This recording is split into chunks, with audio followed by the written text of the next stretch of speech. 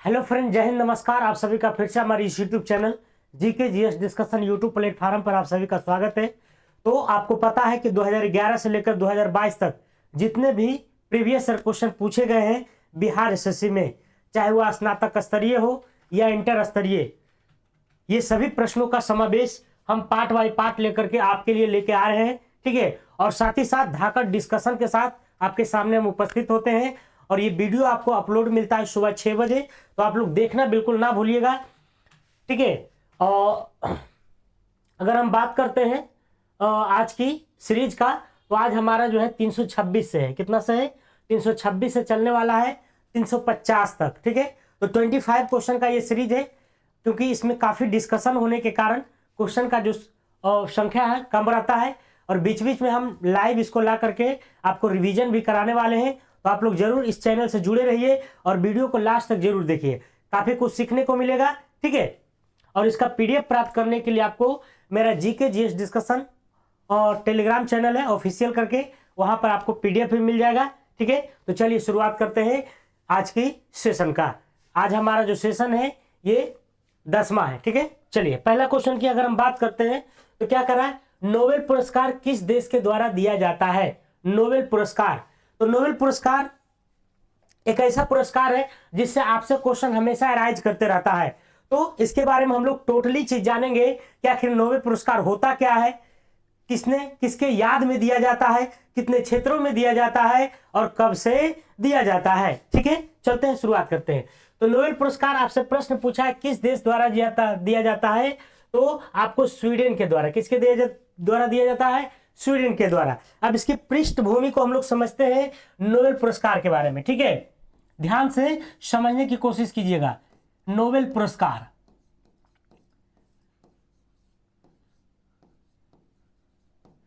Nobel पुरस्कार की अगर हम बात करते हैं तो ये जो दिया जाता है, स्वीडन के वैज्ञानिक थे। किसके थे? तो स्वीडन के वैज्ञानिक, स्वीडन के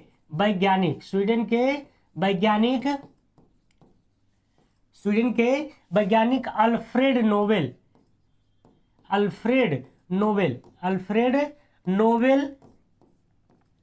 के याद में जो है यह नोबेल पुरस्कार दिया जाता है। ठीक है, आपसे क्वेश्चन पूछेगा कि स्वीडन के द्वारा दिया जाता है तो कौन सा वैज्ञानिक के नाम पर? तो ये अल्फ्रेड नोबेल के याद में, अब थोड़ा सा हम लोग समझते हैं कि ये जो नोबेल पुरस्कार है इसकी शुरुआत कब हुई थी। तो शुरुआत की अगर हम बात करते हैं तो इसकी शुरुआत हुआ था 1901 ईस्वी में। 1901 ईस्वी में इसकी शुरुआत हुई थी। ठीक है, अच्छा, अल्फ्रेड नोबेल के नाम पर ही क्यों दिया जाता है? इन्होंने क्या कारनामा किया था आखिर? तो अल्फ्रेड नोबेल के द्वारा जो है डायनामाइट की खोज किया गया था। किसका खोज? तो डायनामाइट की खोज, डायनामाइट की खोज किया गया था। खोज अगर आपसे पूछेगा तो किसके द्वारा किया गया था? तो अल्फ्रेड नोबेल के द्वारा। Alfred Nobel. कभी कभी आपसे ईस्वी पूछ लेता है तो 1867 बताइएगा। क्या बताइएगा? 1867 ईस्वी में। देखिए क्वेश्चन कितना है, जितना क्वेश्चन बनता है नोबेल पुरस्कार से संबंधित सब हम बताने वाले हैं। ठीक है, यहां तक बातें समझ में आ रही है। अब बात करते हैं हम लोग कि नोबेल पुरस्कार आखिर कितने क्षेत्रों में दिया जाता है। तो नोबेल पुरस्कार जो है टोटल 6 क्षेत्रों में दिया जाता है। कितने क्षेत्रों में? तो 6 क्षेत्रों में दिया जाता है। ठीक है, काफी इंपॉर्टेंट है, दिया जाता है कितने क्षेत्रों में? तो 6 क्षेत्रों में। आपसे पूछता है कौन कौन सा ऐसा क्षेत्र है जिसमें नोबेल पुरस्कार प्रदान किया जाता है। तो पहला की अगर हम बात करते हैं तो भौतिक विज्ञान ले लीजिए, है ना, भौतिक विज्ञान ले लीजिए। दूसरा में ले लीजिए रसायन विज्ञान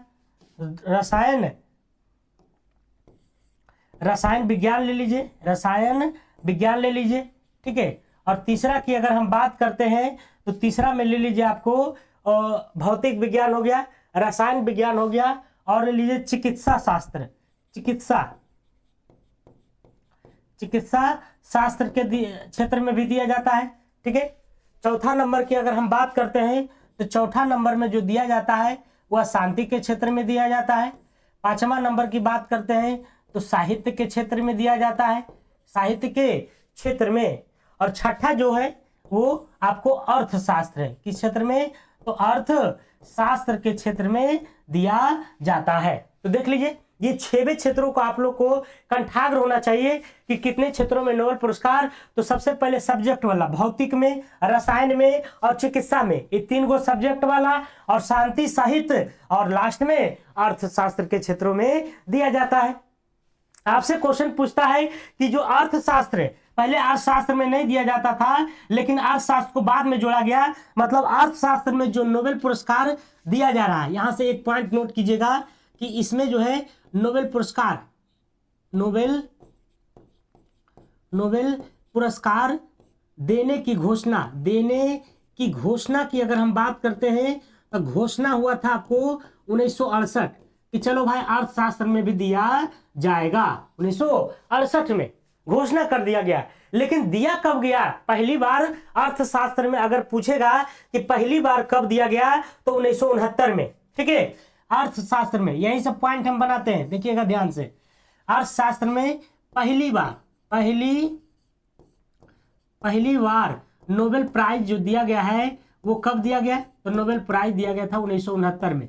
घोषणा कब हुआ? 1968 में। दिया कब गया? 1969 में। घोषणा कब? 68 में। और दिया कब गया? 1969 ईस्वी में। ठीक है, तो ये था आपसे नोबेल पुरस्कार से संबंधित क्वेश्चन पूछने से संबंधित जो है। हाँ, और भी है पॉइंट हम लिखाते हैं, जैसे कि नोबेल पुरस्कार की बात करते हैं तो ये जो पुरस्कार है नोबेल पुरस्कार 10 दिसंबर को दिया जाता है ना। अगर आपसे डेट पूछेगा कि नोबेल पुरस्कार जो है कब दिया जाता है तो आपको बताना है 10 दिसंबर को दिया जाता है। 10 दिसंबर को दिया जाता है। ठीक है, दिया जाता है। ठीक है, ये बातें समझ में आ रही है? चलिए, तो आपको इतना ध्यान में रखना है, एक बार हम रिपीट कर देते हैं ताकि आपको याद हो जाए। नोबेल पुरस्कार किस देश के द्वारा दिया जाता है? तो स्वीडन में है ना, स्वीडिश। और नोबेल पुरस्कार स्वीडन के वैज्ञानिक अल्फ्रेड नोबेल के याद में दिया जाता है। इसकी शुरुआत 1901 ईस्वी में हुआ था। इसने अल्फ्रेड नोबेल ने क्या किया था? तो डायनामाइट की खोज किसने किया था? अल्फ्रेड नोबेल ने 1867 में। ये 6 क्षेत्रों में दिया जाता है: भौतिक विज्ञान, रसायन विज्ञान, चिकित्सा शास्त्र, शांति साहित्य और अर्थशास्त्र। अर्थशास्त्र में नोबेल पुरस्कार देने की जो घोषणा हुई 1968 में, लेकिन दिया कब गया? तो 1969 में, है ना। तो कहीं कोई दिक्कत नहीं होना चाहिए आपको समझने में। ठीक है, चलिए अगला क्वेश्चन चलते हैं। अगला है बनारस हिंदू विश्वविद्यालय एक्ट 1915 से बनारस हिंदू विश्वविद्यालय की स्थापना का मार्ग प्रशस्त हुआ। इसके संस्थापक कौन थे? बताइए। आपसे पूछ रहा है कि बताइए कि बनारस हिंदू, जिसको BHU कहते हैं, वाराणसी हिंदू यूनिवर्सिटी। ठीक है, तो बनारस हिंदू विश्वविद्यालय एक्ट 1915 से बनारस हिंदू विश्वविद्यालय की स्थापना का रास्ता प्रशस्त हुआ, मार्ग प्रशस्त हुआ। उसके संस्थापक कौन है? तो पंडित मदन मोहन मालवीय हैं। कौन है? पंडित मदन मोहन मालवीय है। ठीक है, अब थोड़ा सा हम लोग BHU के बारे में जानते हैं। BHU, ठीक है, BHU बनारस हिंदू यूनिवर्सिटी, ठीक है, या फिर बनारस हिंदू विश्वविद्यालय भी कह सकते हैं। तो BHU की जो स्थापना हुई थी, इसकी स्थापना की अगर हम बात करते हैं तो इसकी स्थापना हुआ था आपको कब? तो 4 फरवरी को हुआ था। 4 फरवरी 1916 को हुआ था। 4 फरवरी 1916 को हुआ था। किसके द्वारा हुआ? तो ये तो बात आइएगी, पंडित मदन मोहन मालवीय के द्वारा हुआ। क्योंकि स्थापना के समय, है ना, गवर्नर की अगर हम बात करते हैं तो गवर्नर कौन था? लॉर्ड डफरिन था। लॉर्ड डफरिन, ये भी इंपॉर्टेंट है, लॉर्ड डफरिन था। अगर आपसे पूछेगा कि BHU कॉलेज की जब स्थापना हुआ था विश्वविद्यालय की, तो उस समय गवर्नर कौन था? तो लॉर्ड डफरिन। ठीक है, इसके स्थापना के समय, स्थापना में जो भाग लिए थे, स्थापना में भाग, है ना, में जो भाग लिए थे वो कौन लिए थे? महात्मा गांधी। स्थापना में महात्मा गांधी, स्थापना में महात्मा गांधी भी भाग लिए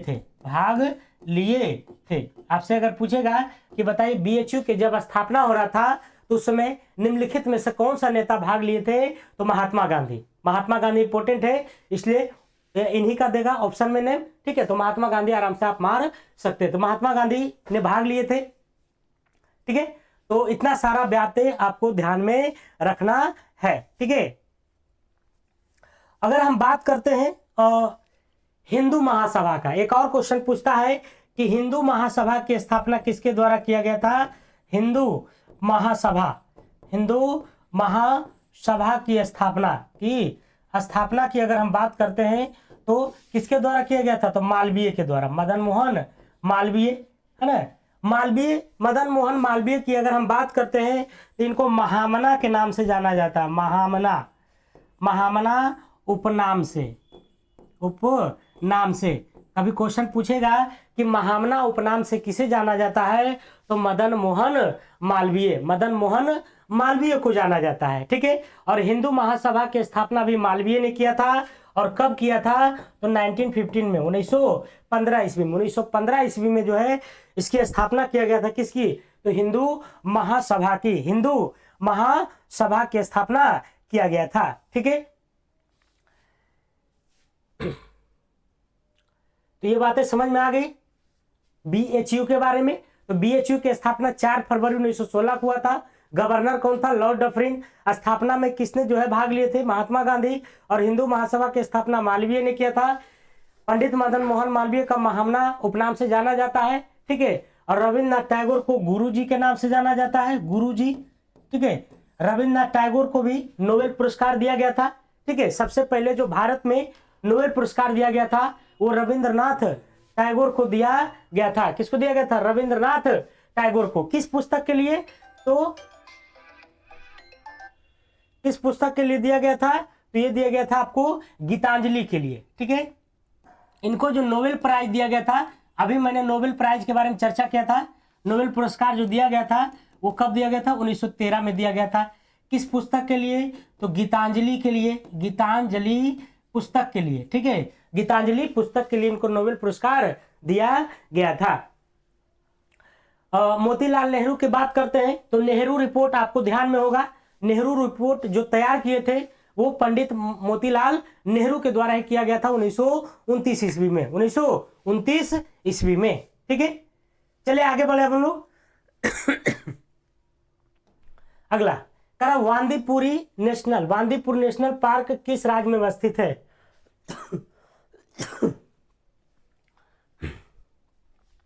तो बांदीपुरी की अगर हम बात करते हैं तो आपको कहां पर है बताइए। ये आपको कर्नाटक में पड़ता है। कहां पड़ता है, कर्नाटक में पड़ता है, ठीक है। अगर हम बात करते हैं राजस्थान में तो यहां पर माउंट आबू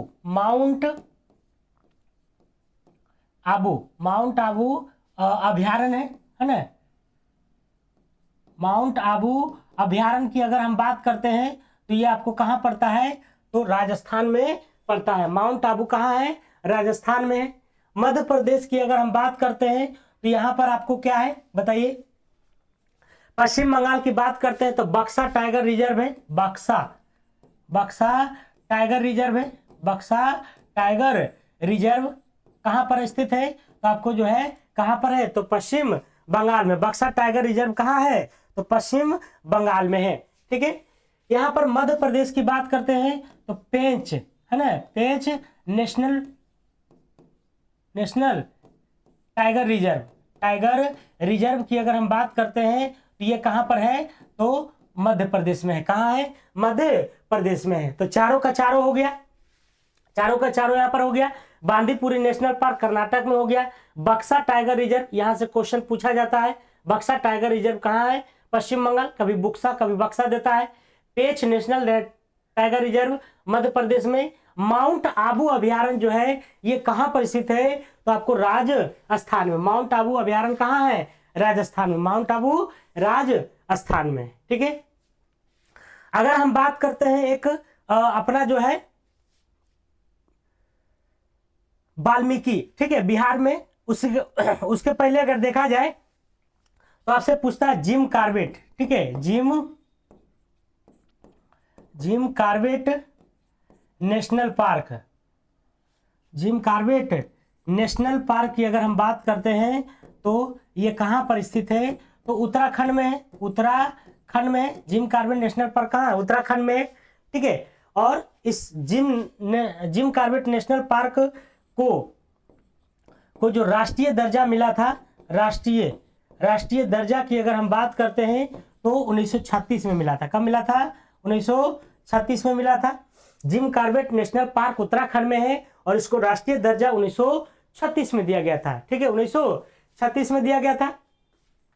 टाइगर रिजर्व की बात करते हैं तो भारत में जो कुल टाइगर रिजर्व है, भारत में कुल जो टाइगर रिजर्व है, टाइगर रिजर्व वो कितना है?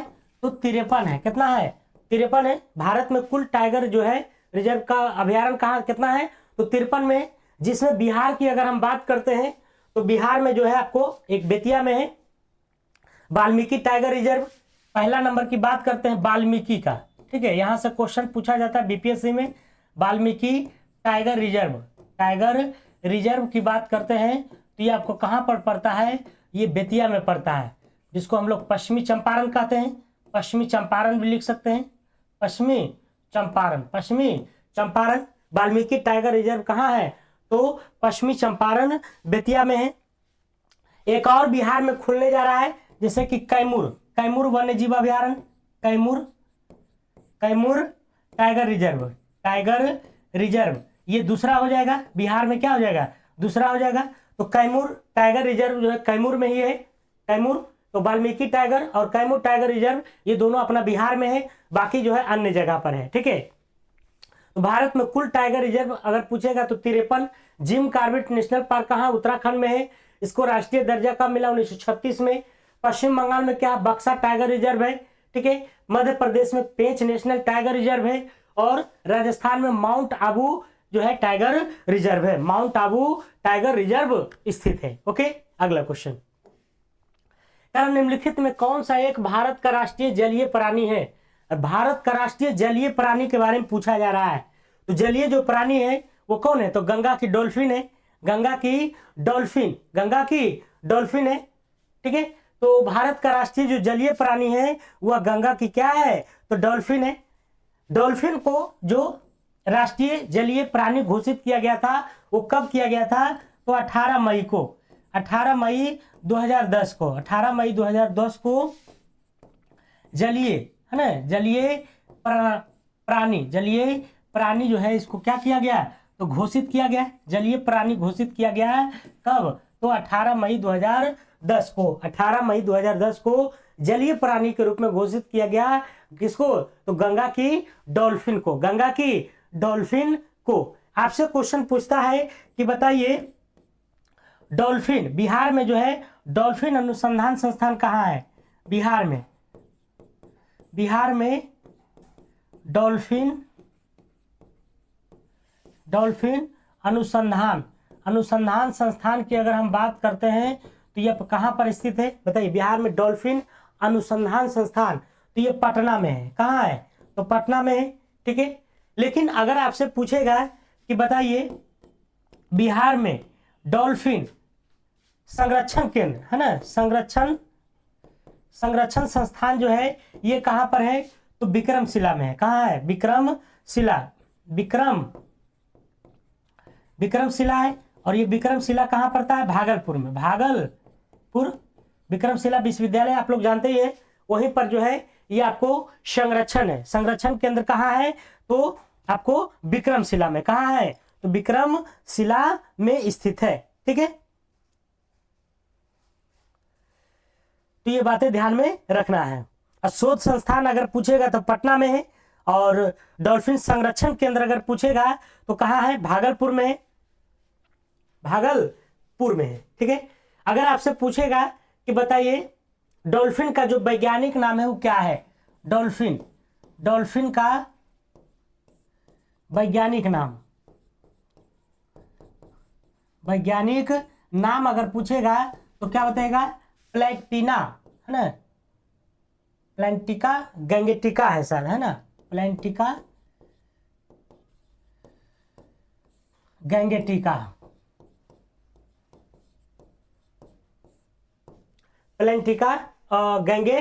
होता है। प्लैंटिका गैंगेटिका, डॉल्फिन का वैज्ञानिक नाम क्या है? तो प्लैंटिका गैंगेटिका।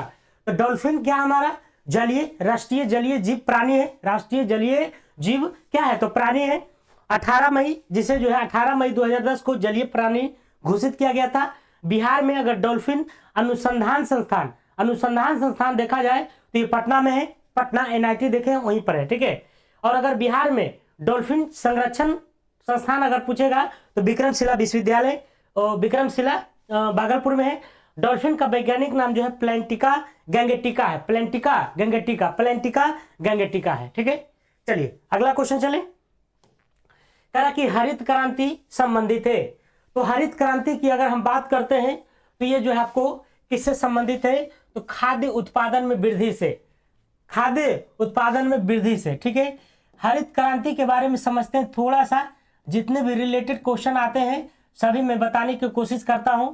ये जो हरित क्रांति का जो काल था, है ना, मतलब कब आया था तो 1966 से लेकर के 67 के बीच में देखा गया था, ठीक है। हरित क्रांति कब आया था 1966 से 67 के बीच में आया था, ठीक है। उस समय जो PM थे, यहां से भी क्वेश्चन पूछता है PM कौन थे बताइए। तो PM की अगर हम बात करते हैं तो कौन थे, लाल बहादुर शास्त्री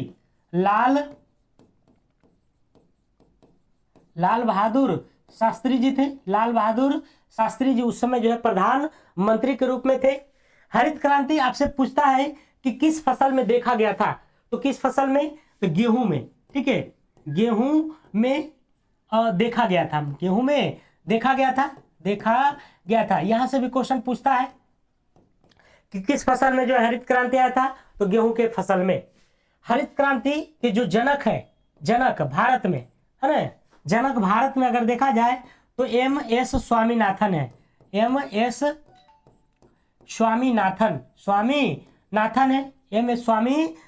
है, ठीक है। यहां पर भारतीय लगा दीजिएगा, ठीक है, भारतीय जनक है। लेकिन अगर हरित क्रांति में विश्व जनक अगर देखा जाए तो विश्व में हरित क्रांति के जो जनक हैं वो कौन है बताइए, कमेंट करिए आप लोग कि विश्व में हरित क्रांति के जो जनक हैं वो कौन है। तो नॉर्मन बोरलॉग है, ठीक है, नॉर्मन बोरलॉग है। तो कंफ्यूजन नहीं हो इसलिए सारा मैं बताता हूं। अगर भारत में पूछे तो MS स्वामीनाथन, विश्व में पूछेगा तो नॉर्मन बोरलॉग, ठीक है।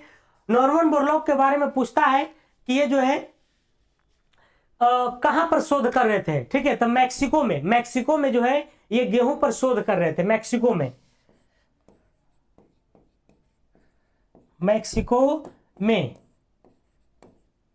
गेहूं पर शोध कर रहे थे, गेहूं पर शोध किए थे किसने, तो ये जो है आपको नॉर्मन बोरलॉग कर रहे थे, ठीक है। तो ये आपको हरित क्रांति से संबंधित इतना बातें याद रखना है। अब चलते थोड़ा सा दूध में देखते हैं, दूध से संबंधित। तो दूध उत्पादन में ये जो आया था आपको श्वेत क्रांति आया था। क्या आया था, श्वेत क्रांति आपसे पूछता है किससे संबंधित है तो दूध से संबंधित है। ये जो श्वेत क्रांति आया था 1970 में देखा गया था। श्वेत क्रांति कब देखा गया था 1970 में, ठीक है। आपसे पूछता है कि ये जो श्वेत क्रांति के जनक हैं वो कौन है, तो जनक की बात करते हैं तो बर्गीज कुरियन है। श्वेत क्रांति के जनक कौन है तो बर्गीज कुरियन है, ठीक है। उसी में अगर देखा जाए मत्स्य उत्पादन में क्या आया था तो मत्स्य उत्पादन की अगर हम बात करते हैं तो यहाँ पर नीली क्रांति अगर आपसे पूछेगा कि किससे संबंधित है तो मत्स्य से, ठीक है। आपसे पूछेगा कि बताइए उर्वरक में कौन सी क्रांति आया था तो भूरी क्रांति अगर पूछेगा कि किससे संबंधित है तो उर्वरक से। भूरी क्रांति किससे संबंधित है, उर्वरक से। भूरी क्रांति उर्वरक से संबंधित, ठीक है। तो ये जनक बर्गीज कुरियन। ये जो नॉर्मन बोरलॉग थे ये अमेरिका के थे। कहाँ के थे, अमेरिका के। इसको याद रखिएगा, अमेरिका को ब्रैकेट में कर देते हैं। नॉर्मन बोरलॉग अमेरिका के थे और कहाँ के गेहूं पर शोध किए थे तो मैक्सिको में जो है ये क्या किए थे तो गेहूं पर शोध करने का काम किए थे, ठीक है। तो फिर से दोहराते हैं एक बार। हरित क्रांति जो 1966-67 में आया था लाल बहादुर शास्त्री के समय में, गेहूं में देखा गया था हरित क्रांति। भारतीय हरित क्रांति के जनक MS स्वामीनाथन है और विश्व में हरित क्रांति के जनक नॉर्मन बोरलॉग हैं जो कि मैक्सिको में गेहूं पर शोध किए थे। और नॉर्मन बोरलॉग कहाँ के थे, अमेरिका के थे, ठीक है। दूध में अगर देखा जाए तो दूध में जो है श्वेत क्रांति आया था 1970 के दशक में, और जनक वर्गीज कुरियन को कहा जाता है। मत्स्य उत्पादन में जो क्रांति आया था वह नीली क्रांति था, और उर्वरक उत्पादन में जो है भूरी क्रांति आया था। ठीक है, जैसे आलू उत्पादन में गोल क्रांति आया था, आलू उत्पादन क्या था, गोल क्रांति आया था। तो ये बातें आपको ध्यान में रखना है। चलिए अगला क्वेश्चन पर, कह रहा है कि हरा सूचकांक विकसित किया गया है। हरा सूचकांक मतलब किसके द्वारा विकसित किया गया है, तो ये किया गया आपको विश्व बैंक के द्वारा। इसके द्वारा, विश्व बैंक के द्वारा किया गया है आपको हरा सूचकांक। ठीक है, हम बात करते हैं विश्व बैंक की। तो विश्व बैंक की जो स्थापना हुआ था, इसकी स्थापना कब हुआ था, इसकी स्थापना हुआ था आपको 1944 में, 1944 में ब्रेटन वुड सम्मेलन में, ब्रेटन वुड सम्मेलन में इसकी स्थापना हुआ था। ठीक है, ब्रेटन वुड सम्मेलन में 1944 में इसकी स्थापना हुआ था। और साथ ही साथ आपसे पूछता है IMF की स्थापना, इंटरनेशनल मॉनेटरी फंड। ठीक है, इसकी स्थापना भी हुआ था आपको 1944 में, और ये भी जो है ब्रेटन वुड सम्मेलन में ही हुआ था। ठीक है, योजना आयोग के बारे में मैंने कई बार बताया है। योजना आयोग की जो स्थापना हुआ था ये कब हुआ था, तो 15 मार्च को हुआ था। 15 मार्च 1950 को हुआ था। कहाँ, नई दिल्ली में हुआ था। ठीक है, IMF की बताइए दी, अंतरराष्ट्रीय मुद्रा कोष, यहाँ पर 1944 में। ठीक है, संयुक्त राष्ट्र अंतरराष्ट्रीय मुद्रा कोष, इसकी स्थापना कब हुआ, 1944 में। ये तो नीचे हम लिखे दिए हैं। ओके, तो इतना सारा बातें आपको ध्यान में रखना है। और हरा सूचकांक विकसित किया गया था किसके द्वारा, विश्व बैंक के द्वारा। अच्छा, विश्व बैंक के द्वारा एक और काम किया गया था, सिंधु जल समझौता। ठीक है, आपसे पूछेगा कि सिंधु जल समझौता जो हुआ था वह किसके अगुवाई में हुआ था। सिंधु जल समझौता किसकी अगुवाई में हुआ था, ये जो हुआ था 1960 में हुआ था। और सिंधु जल समझौता जो 1960 में हुआ था विश्व बैंक की अगुवाई में, विश्व बैंक की अगुवाई में हुआ था, विश्व बैंक की अगुवाई में। इसको बात में ध्यान रखना है। ठीक है, किसकी अगुवाई में हुआ था, तो विश्व बैंक के अगुवाई में हुआ था। ठीक है, विश्व बैंक की अगर हम बात करते हैं राजधानी का, तो इसका जो राजधानी है वह कहाँ है, वाशिंगटन डीसी है। वाशिंगटन डीसी है। ठीक है, वाशिंगटन डीसी है। चलिए इतना पॉइंट ध्यान में रखना है। आगे चलें, किस बाद में भारतीय संविधान की मूलभूत ढांचे को अवधारणा प्रतिपादित किया गया था। मूलभूत ढांचे की जो अवधारणा है उसको उल्लेख किया गया था, प्रतिपादित किया गया था। तो किस बाद में, तो इसमें से कोई नहीं है। ठीक है, तो इसमें से क्या हो जाएगा, डी नंबर हो जाएगा। क्या हो जाएगा, डी नंबर हो जाएगा आपका राइट आंसर। हालांकि किया गया था किसमें, तो केशवानंद भारती में। यहां पर लिख देते हैं केशवानंद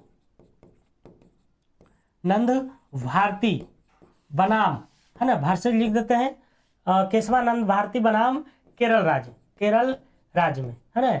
और ये जो हुआ था आपको, ये कब हुआ था, तो 1973 में हुआ था। 1973 में हुआ था। 1973 में हुआ था।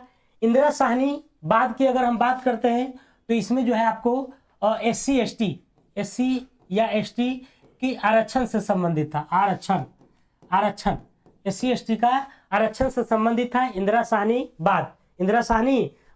ठीक है, तो सबसे पहले अगर हम बात करते हैं तो गोलकनाथ बाद आया था। ठीक है, 1967 में, 1967 ईस्वी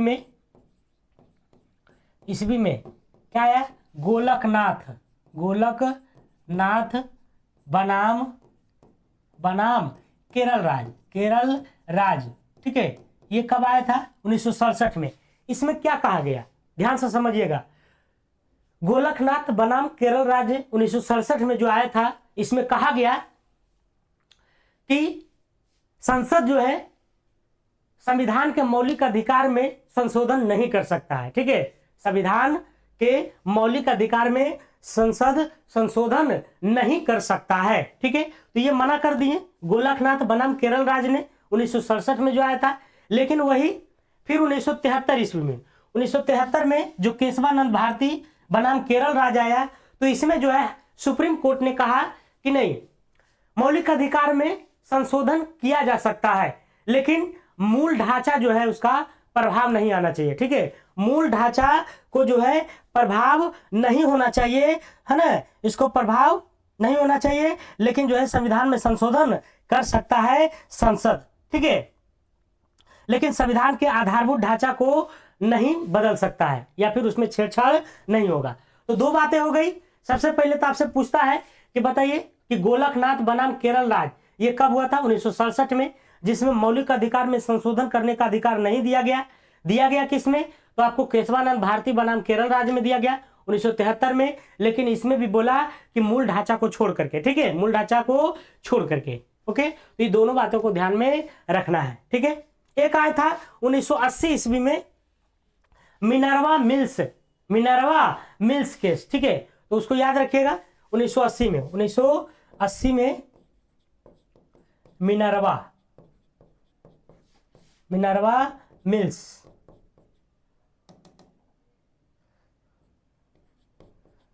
है ना, केस आया था, इसको याद रखिएगा ईस्वी। ओके, तो यहां तक समझ में आ रहा है? ठीक है, चलते हैं अगला क्वेश्चन पर। अगला है, कह रहा कि संविधान सभा के संवैधानिक सलाहकार कौन थे?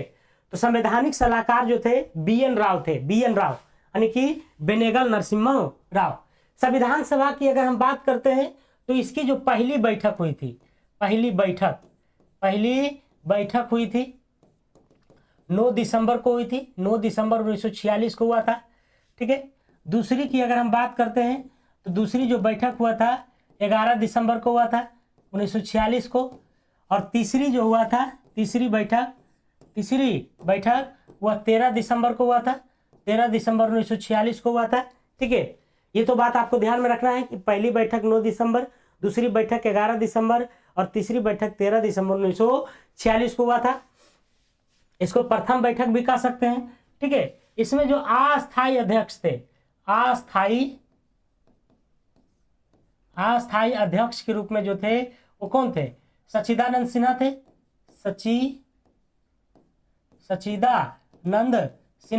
सच्चिदानंद सिन्हा थे। लेकिन जो 11 दिसंबर में हुआ इसमें अस्थायी अध्यक्ष हो गए थे, अस्थायी अध्यक्ष। तो अस्थायी अध्यक्ष जो थे आपको डॉक्टर राजेंद्र प्रसाद जी थे, अस्थायी अध्यक्ष डॉक्टर राजेंद्र प्रसाद थे। ठीक है, और तीसरी बैठक से आपसे पूछता है कि उद्देश्य प्रस्ताव इसी में पेश किया गया था। उद्देश्य प्रस्ताव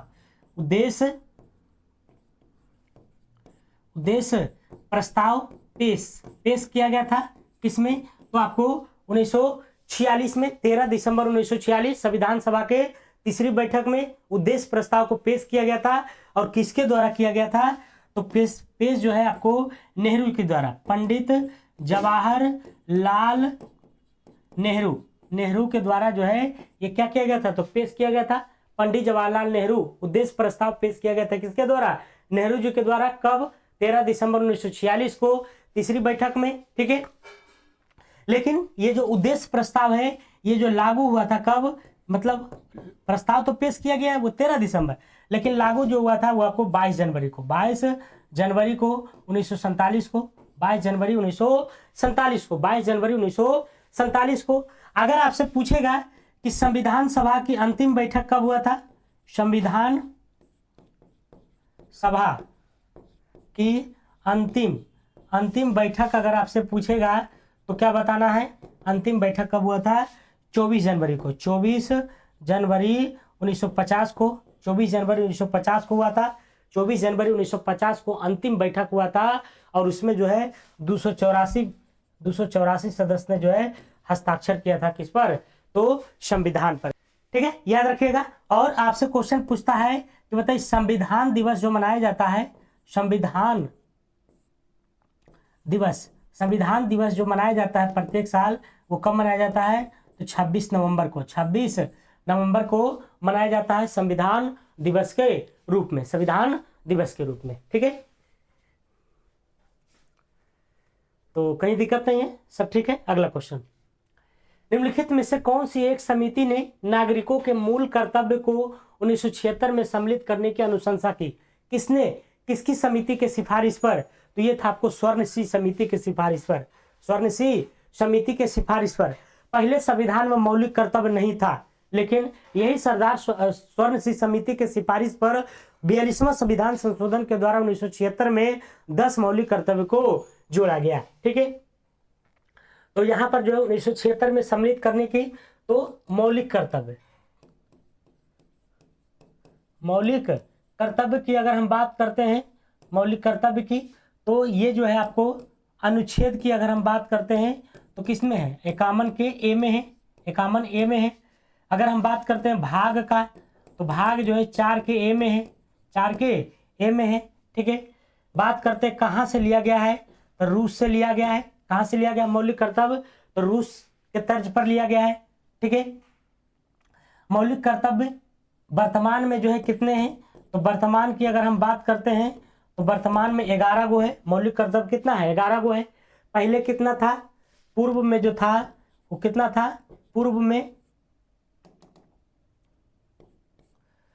में अगर देखा जाए तो कितना था? 10 गो, जो कि स्वर्णसिंह समिति की सिफारिश पर 10 मौलिक कर्तव्य को जोड़ा गया था।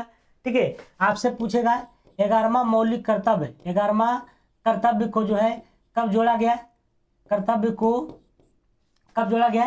तो 86वां संविधान संशोधन, 86वां संशोधन 2002 द्वारा क्या किया गया?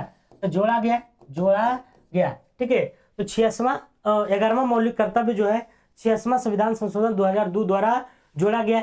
आपसे पूछेगा कि जो 11वां कर्तव्य है, 11वां मौलिक कर्तव्य है, वह क्या है?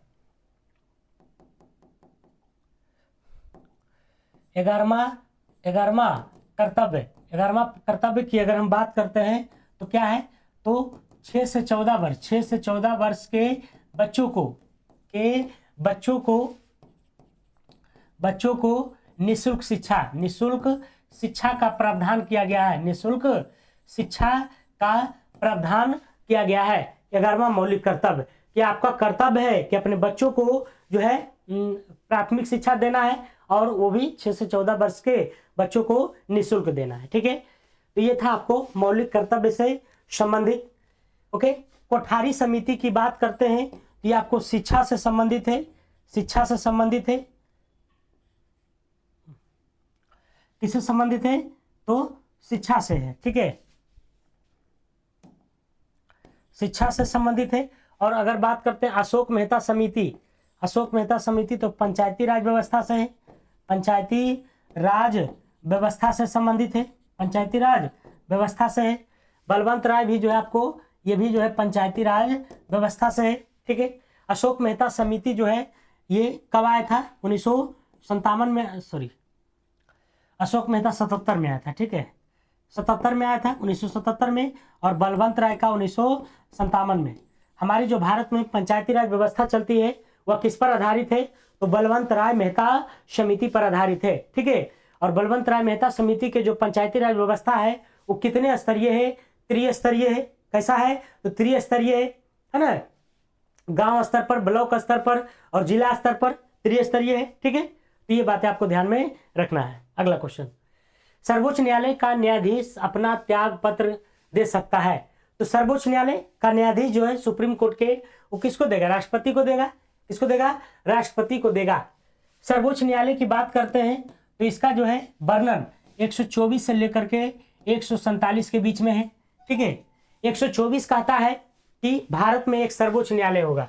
124 क्या कहता है? कि भारत में सर्वोच्च न्यायालय होगा, सर्वोच्च न्यायालय होगा 124 कहता है। और अगर हम बात करते हैं इशू को अगर उलट देते हैं तो राज्य में एगो हाईकोर्ट होगा, तो हाईकोर्ट का जो वर्णन है 214 में है, 214 से लेकर के 231 के बीच में है, 214 से 231 के बीच में। 214 कहता है कि राज्यों में एक हाईकोर्ट होगा, है ना, उच्च न्यायालय होगा। लेकिन 124 कहता है कि एक भारत में सुप्रीम कोर्ट होगा, एक सुप्रीम कोर्ट होगा। ठीक है, ये बात करते हैं हाईकोर्ट का या सुप्रीम कोर्ट के न्यायाधीश की नियुक्ति कौन करता है?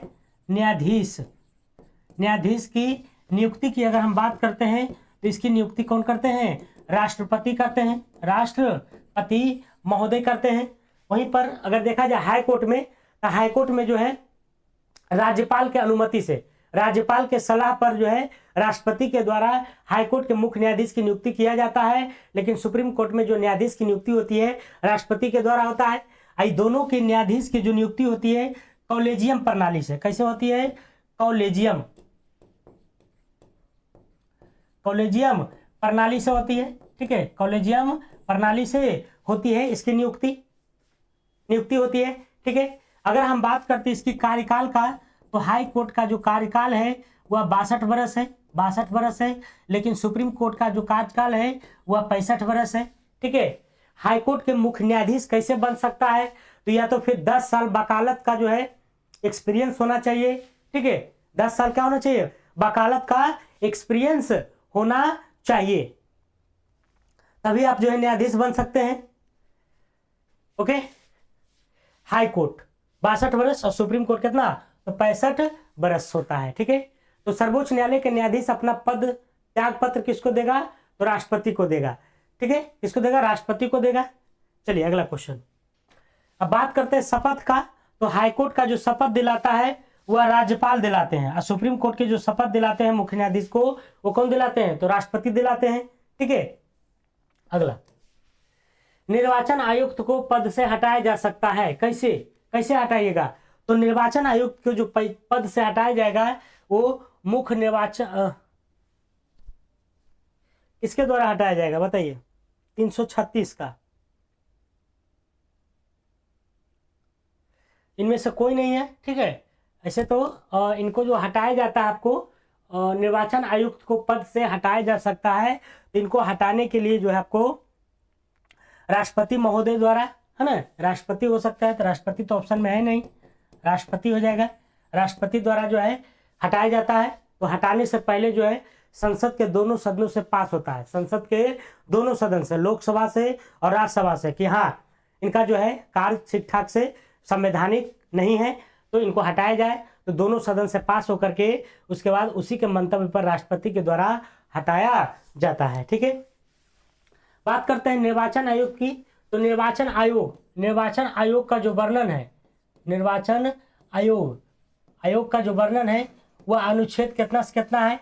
तो 324 से लेकर के 329 के बीच में निर्वाचन आयोग का वर्णन है। ठीक है, निर्वाचन आयोग की नियुक्ति भी राष्ट्रपति करते हैं, तो हटाएंगे भी कौन? राष्ट्रपति करते हैं। ठीक है, निर्वाचन आयोग जो है एक जो है इसमें मुख्य निर्वाचन आयुक्त होते हैं, मुख्य निर्वाचन आयुक्त होते हैं, और प्लस दो गो जो है अन्य निर्वाचन आयुक्त होते हैं, अन्य निर्वाचन आयुक्त होते हैं। ठीक है, तो 2 1 3 त्रिसदस्यीय चलता है। तो अभी जो मुख्य निर्वाचन आयुक्त हैं वर्तमान में अगर देखा जाए, वर्तमान में कौन है? तो राजीव कुमार है। वर्तमान में मुख्य निर्वाचन आयुक्त कौन है? राजीव कुमार है।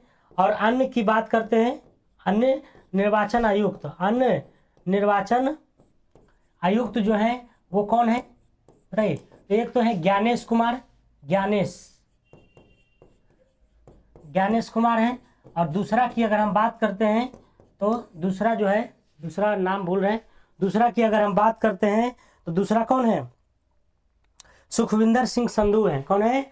सुखविंदर सिंह संधू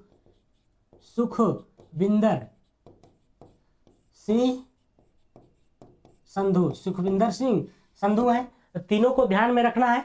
आपसे पूछ देगा कि अन्य 2 गो जो न्यायाधीश है, अन्य 2 गो जो निर्वाचन आयुक्त है कौन है? ज्ञानेश कुमार और सुखविंदर सिंह संधू है। और वर्तमान में जो मुख्य निर्वाचन आयुक्त है वो कौन है? राजीव कुमार है। ठीक है, तो ये बातें आपको संबंधित याद रखना है। अगला क्वेश्चन, टाइगर वुड किस खेल से संबंधित है? तो ये गोल्फ से संबंधित है। टाइगर वुड्स जो था है ना, अमेरिका का गोल्फर था। अमेरिका का क्या था? तो गोल्फर था। अमेरिका का गोल्फर था कौन?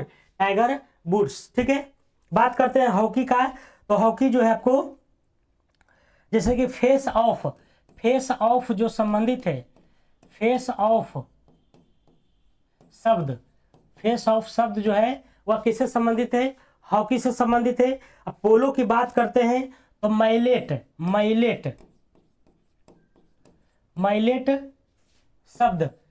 शब्द जो संबंधित है वह पोलो से है। अब बैडमिंटन की बात करते हैं तो इसमें जो आपको थॉमस कप हो जाएगा, थॉमस कप संबंधित किससे है, तो बैडमिंटन से है, ठीक है, याद रखिएगा। ध्वनि तरंगे नहीं चल सकती है, निर्वात में नहीं चल सकती है, ठीक है। सबसे पहले आपको ध्यान में रखना है कि ध्वनि तरंगे जो है, ध्वनि जो तरंग है ये कैसी तरंग है, तो ये जो आपको यांत्रिक तरंग है, ना कि अनुप्रस्थ है। यांत्रिक ध्वनि तरंगे जो है यांत्रिक तरंगे हैं, ना कि अनुप्रस्थ है। प्रकाश तरंगे जो है अनुप्रस्थ तरंगे होती है, ठीक है। ध्वनि को चलने के लिए, ध्वनि को विचरण करने के लिए माध्यम की आवश्यकता पड़ती है, माध्यम की आवश्यकता होती है, माध्यम की आवश्यकता होती है। ध्वनि को चलने के लिए माध्यम की आवश्यकता होती है। और निर्वात में तो कुछ रहिए न रहता है, ना हवा ना प्रकाश कुछ रहता है, तो निर्वात में नहीं चल सकती है, ठीक है। लेकिन प्रकाश निर्वातों में चलती है, ठीक है। तो माध्यम की आवश्यकता होती है, ध्वनि को चलने के लिए माध्यम की आवश्यकता होती है, ठीक है। अब ध्वनि के बारे में हम लोग समझते हैं कि जैसे 20 हर्ट्ज से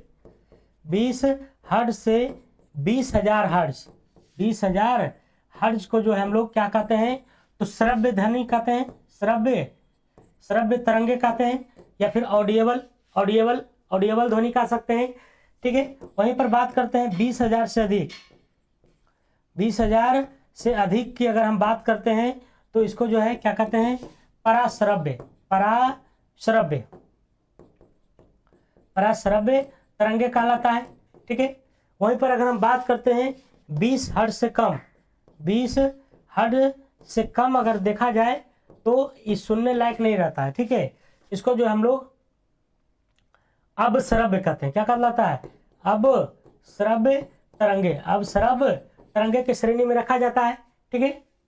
ध्वनि का जो वेग होता है, आपसे पूछता है कि बताइए ध्वनि का जो वेग होता है वो कितना होता है। ध्वनि का वेग समानता जो है 332 मीटर प्रति सेकंड होता है, 332 मीटर प्रति सेकंड होता है। ध्वनि का वेग कितना होता है, 332 मीटर प्रति सेकंड होता है, ठीक है।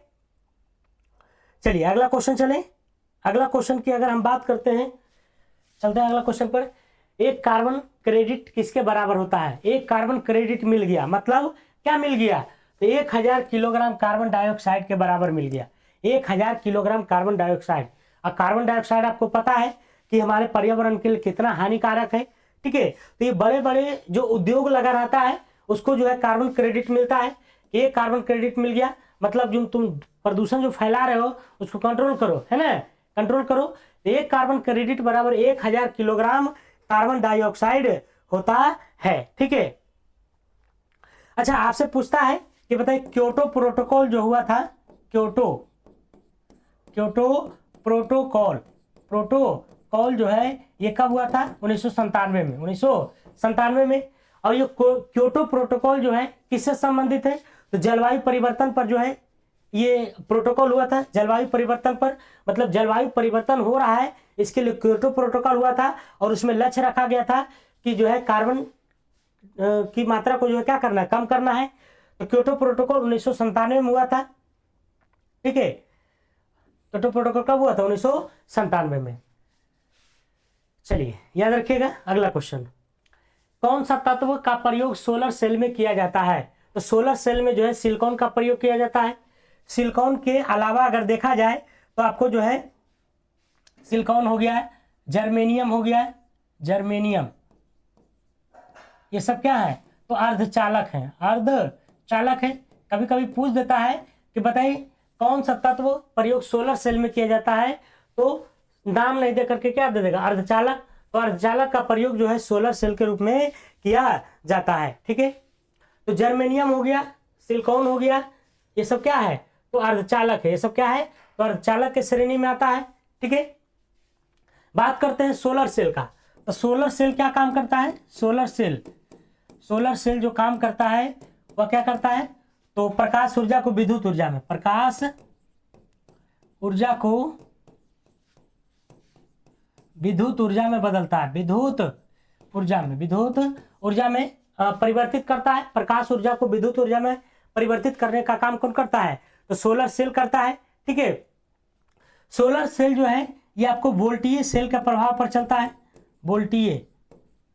वोल्टीय सेल प्रभाव पर आधारित है ना?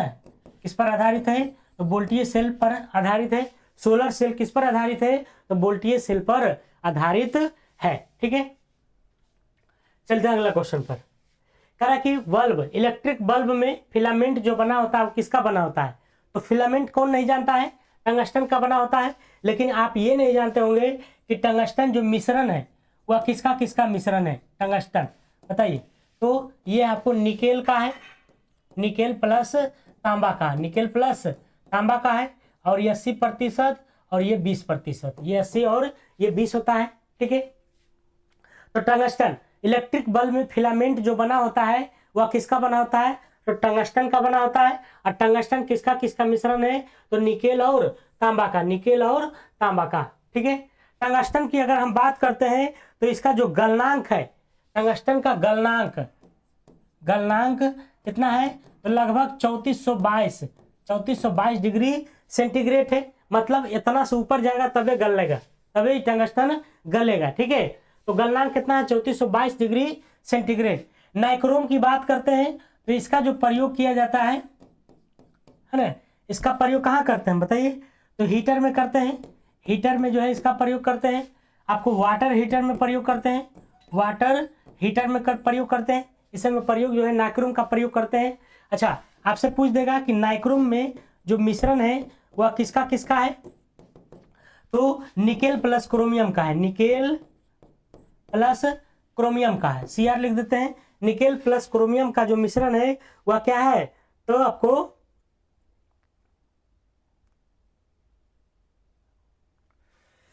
ठीक है, ये याद रखिएगा। ये 80 और 20 थोड़ा सा कंफ्यूजन है, इसको छोड़ देते हैं।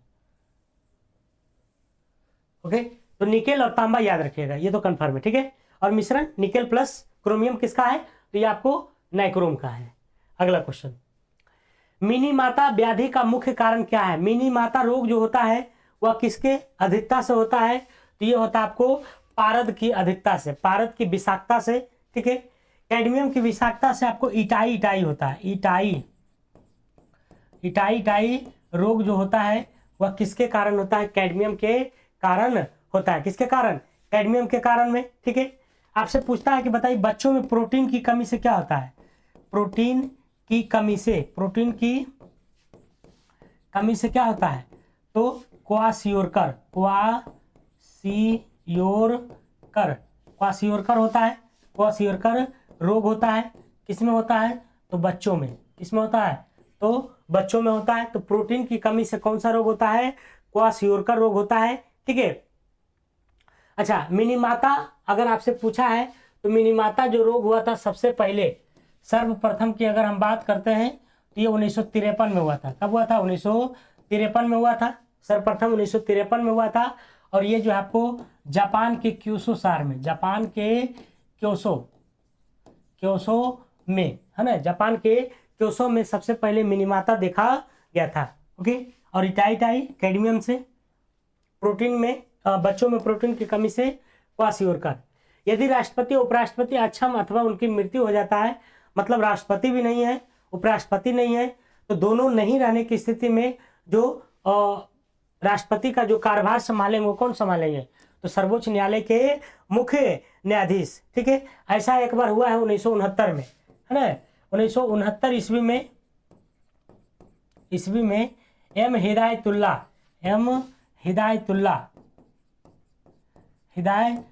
ने जो है क्या किया था? तो राष्ट्रपति का पद संभाला था। याद रखिएगा, कभी पूछ सकता है। ठीक है, एम हिदायतुल्ला। ठीक है, एम हिदायतुल्ला। अब बात करते हैं थोड़ा सा राष्ट्रपति के बारे में, ठीक है। राष्ट्रपति के चुनाव से संबंधित, राष्ट्रपति का जो चुनाव है वह किस अनुच्छेद में है, तो 54 में है, ठीक है। इसके जो चुनाव में भाग लेते हैं, भाग लेने की बात करते हैं, कौन कौन लेता है, तो संसद के सदस्य, संसद के निर्वाचित सदस्य भाग लेते हैं, संसद के निर्वाचित सदस्य भाग लेते हैं। और कौन कौन लेते हैं, तो आपको राज्यों के विधानसभा सदस्य, निर्वाचित सदस्य भाग लेते हैं, है ना, भाग लेते हैं, ठीक है।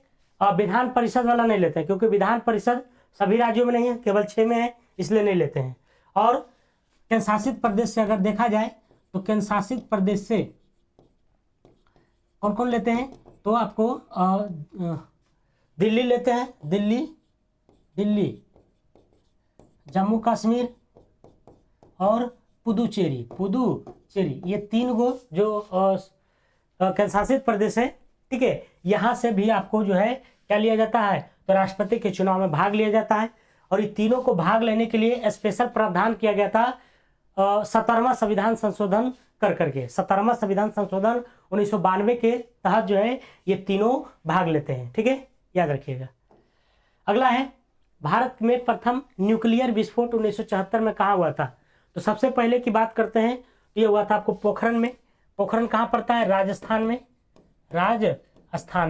ठीक है। तो सबसे पहला जो हुआ था 18 मई को हुआ था, 18 मई 1974 को, ठीक है। दूसरा जो परीक्षण हुआ था वो 11 मई को हुआ था, 11 मई 1998 को हुआ था, 11 मई 1998 को। प्रत्येक वर्ष 11 मई को जो है राष्ट्रीय प्रौद्योगिकी दिवस मनाते हैं, दिवस मनाया जाता है कब, तो 11 मई के, ठीक है।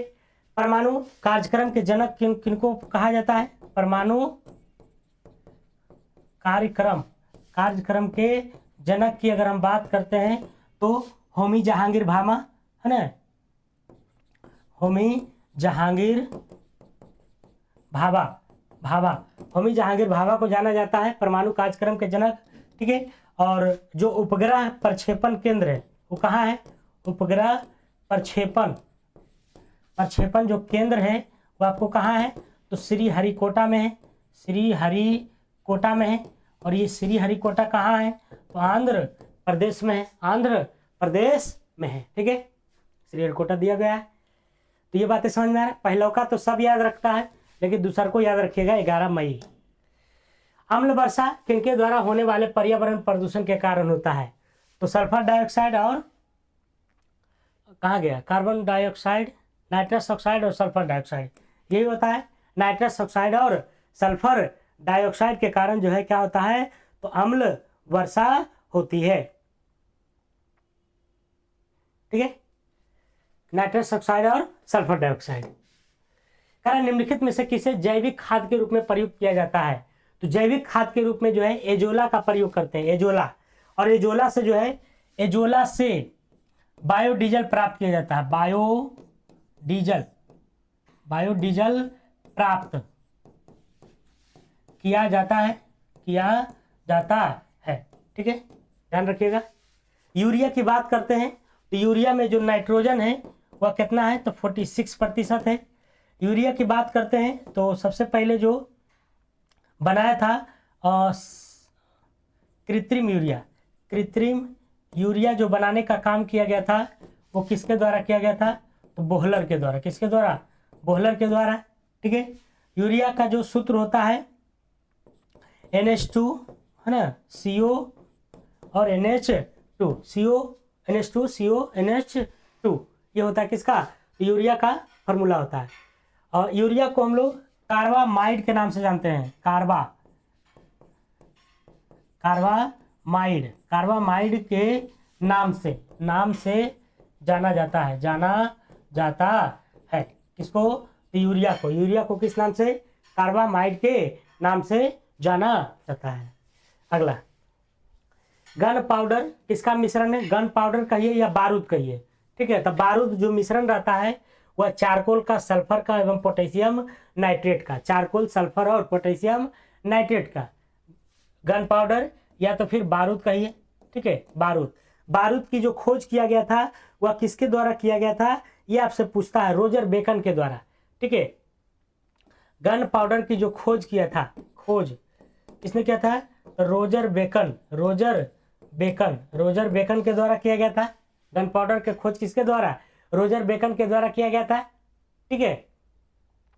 अगर हम बात करते हैं परमाणु बम की खोज किसने किया था, परमाणु बम की, तो परमाणु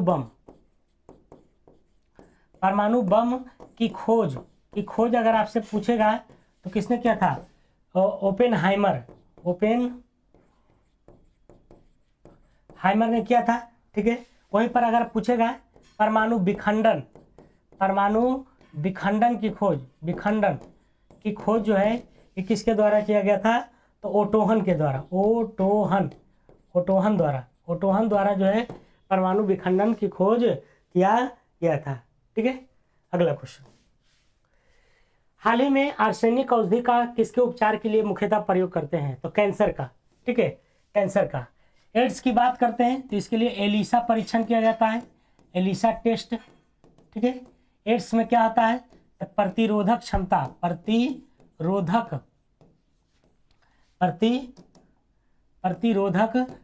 को कम कर देता है, प्रतिरोधक क्षमता क्या करता है, कम कर देता है। टाइफाइड की बात करते हैं तो ये जो है आपको जीवाणु से होता है, टाइफाइड जो है कौन, साल्मोनेला टाइफी, ठीक है, साल्मोनेला टाइफी नामक जीवाणु से होता है, ठीक है। कैंसर में कैसे होता है, तो कोशिका सेल है ना, कोशिका की अनियंत्रित वृद्धि मतलब कोशिका जो सेल होती है उसमें वृद्धि ही कैंसर कहलाता है। कोलेरा है ना, कोलेरा से याद है आपको, हैजा जो होता है, हैजा जिसको टीबी बोलते हैं, हैजा जो होता है आपको विब्रियो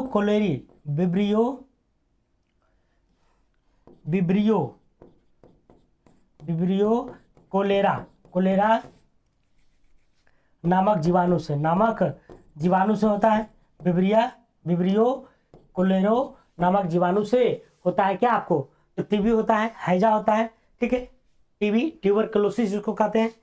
अगला क्वेश्चन, लोहा का शुद्धतम रूप क्या है, तो आपको लोहा का जो शुद्धतम रूप है वो आपको क्या है, तो पिटवा लोहा है। लोहा की बात करते हैं हम लोग, लोहा का, ठीक है, तो लोहा का जो अयस्क वो कौन कौन है, तो हेमेटाइट है, ठीक है, मैग्नेटाइट है, आपको लिमोनाइट है, ठीक है, और क्या है, सीडेराइट है, ये सब जो है किसका है, लोहा का है। लेकिन सबसे जो मजबूत है वो मैग्नेटाइट है, ठीक है, मैग्नेटाइट। सर्वाधिक जो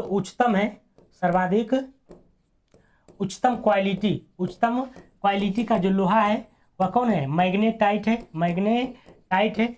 इसमें जो है लगभग 70% तक जो है लोहा उपस्थित रहता है, कितना प्रतिशत, तो 70%, ठीक है, मैग्नेटाइट में। अगला क्वेश्चन कह रहा कि साबुन किसका सोडियम साल्ट है, तो सोडियम साल्ट है जो है अस्ट्रिक अम्ल का है, ठीक है। साबुन की अगर हम बात करते हैं तो साबुन जो है कठोर जल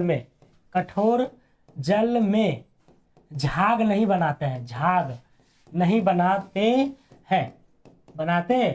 देंगे फेन जिसको कहते हैं, पानी कठोर का मतलब क्या हुआ कि पानी जो है बढ़िया नहीं है, ठीक है, मोटा पानी है, तो साबुन कठोर जल में झाग नहीं बनाता है, आपको ध्यान में रखना है।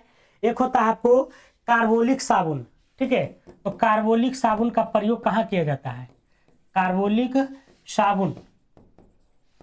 साबुन का जो प्रयोग होता है वो आपको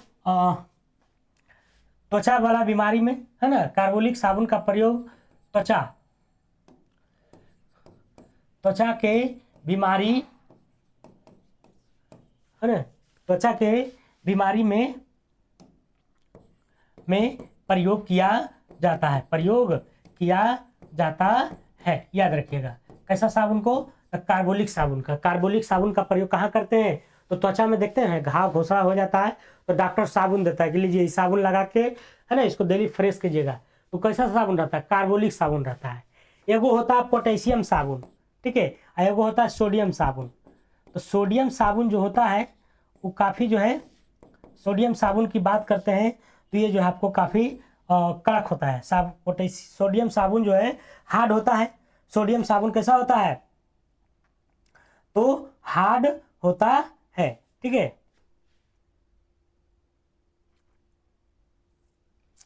सोडियम साबुन क्या होता है? तो कठोर होता है। अगर आपसे पूछेगा कि बताइए पोटेशियम साबुन कैसा होता है? पोटेशियम साबुन की अगर हम बात करते हैं तो ये मुलायम होता है, मुलायम है ना, मुलायम होता है, ठीक है।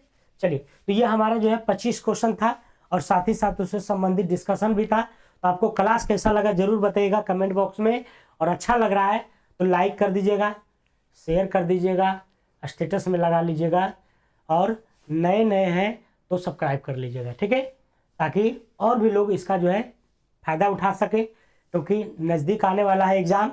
और इसका पीडीएफ देखिए आपके सामने हम बना देते हैं। इसका पीडीएफ आपको टेलीग्राम चैनल पर मिलने वाला है। तो आप लोग जो है लिंक दिया हुआ है डिस्क्रिप्शन बॉक्स में, वहाँ पर जा करके आप ज्वाइन कर सकते हैं, ठीक है। BSSC PYQ सेट कितना है? तो 10 है, ठीक है, 10 है। और ये पीडीएफ आपके टेलीग्राम पर सुबह में चला जाएगा, पहले वीडियो उसके बाद पीडीएफ, ठीक है।